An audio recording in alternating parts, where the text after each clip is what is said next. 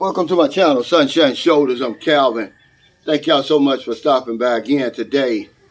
Is this the loophole for foreigners to own land in the Philippines? Let's talk about that. You know, that's the big conversation, or one of the biggest complaints. Well, foreigners can't own land. Well, I think I found a way where you actually can. Now, remember, I'm not a lawyer. I'm not practicing Filipino law without a license. This is all from the Philippine nationality law, which says that foreign nationals can become a naturalized Philippine citizen if they meet certain requirements. What are those requirements? Well, have at least 10 years of residence. Now, I don't know if that's 10 years in a row, but I believe that is. Own real estate, be proficient in English or Spanish, one of the Philippine languages, and also be of good moral character. You become a Philippine citizen, now you can own land. That's simple, right? Well, no, it's 10 years. You got to pass all of that. Okay, and then apply, of course. Has anybody ever done it?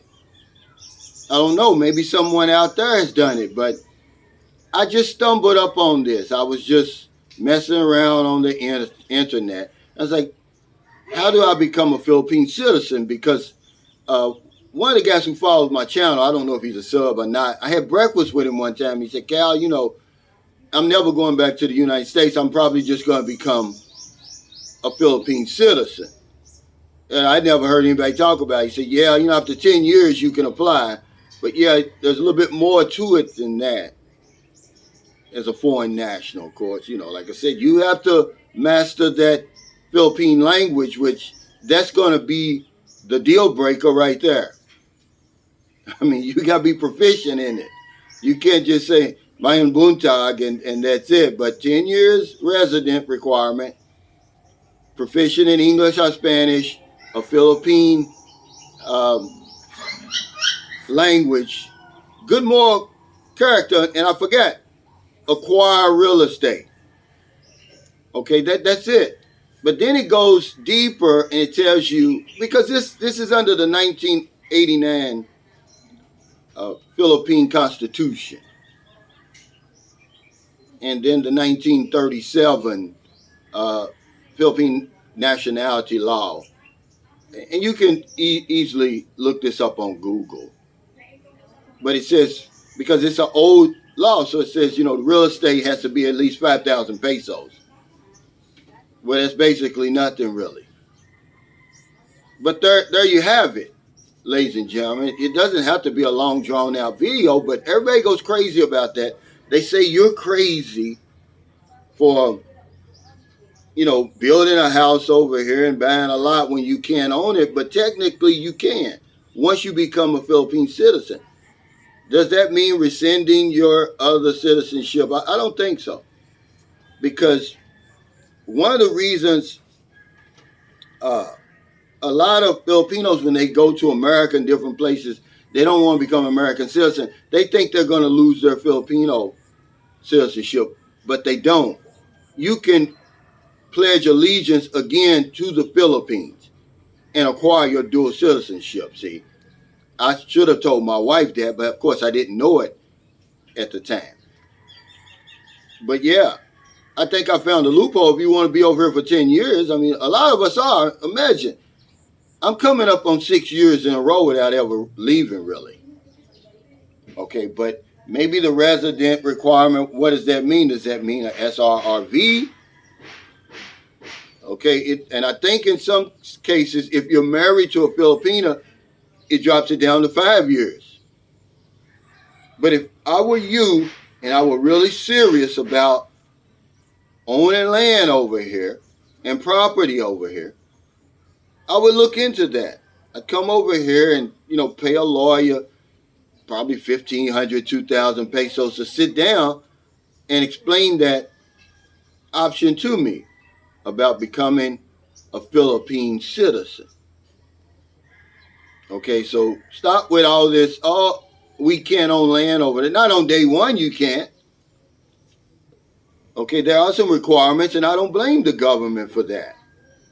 You don't want any Tom, Dick, and Harry coming over here buying up all your land and property. You can't get something for nothing. A price has to be paid, okay? And it's drawn out. It's laid out for you. So thank y'all for stopping by. This is just a real life channel. I thought it was real interesting. Look this up because that's what I always get. I get hit over the head. Oh, you can't own that land. Yeah, but you can own land in your country, but you don't own nothing. Make that make sense to me. I say that over and over to people. They're always in, oh, you was a fool for building that house and lot and everything. No, I wasn't. My daughter is a dual citizen here.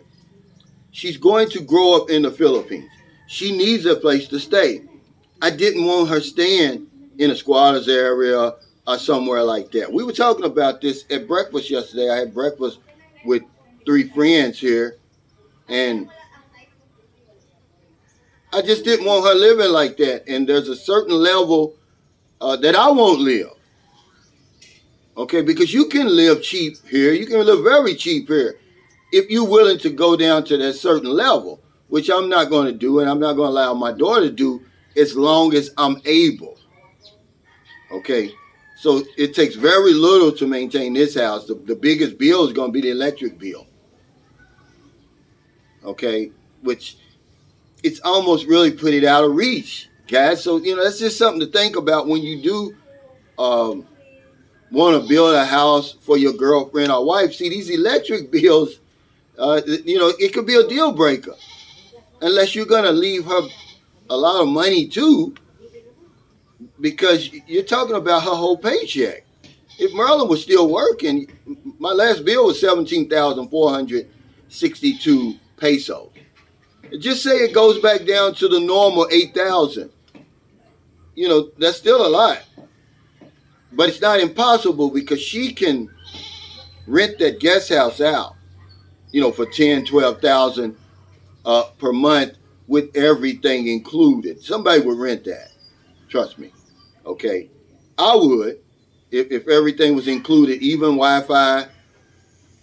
You just have to bring your own TV because I moved the TV over here and put it on the wall. But that's something to think about. Become a dual citizen. It's really not that hard. So start working on your Tagalog, Bisaya, Chavacano, Ilonggo, and so many languages over here. Become proficient in one of them. That would be my first thing I would do because everything else really is no big deal. So if you're in America, the Philippines, wherever you are around the world, find it in your heart to help somebody. I give you guys the key to a happy, successful life on every video, and it goes over your head. Help somebody. That's how you're going to succeed. That's the reason I'm sitting here right now in this chair. Living my dream, really. This is my dream. Your dream may not be my dream. But I give that to y'all every video, and you take it for granted. Some of y'all don't even wait around to hear it. But that's the key to a happy, full life. Helping other people, because if I don't know anything else, I know this one thing for sure. When you help other people, you help yourself. Take care. Stay safe. Stay out of trouble. I'll see you next time. And don't do anything stupid. Like keep repeating those same old lies over and over. Well, you can't own land. You can't own property over here. Technically, you can if you want to become a Philippine citizen. Come over here, get you a good lawyer.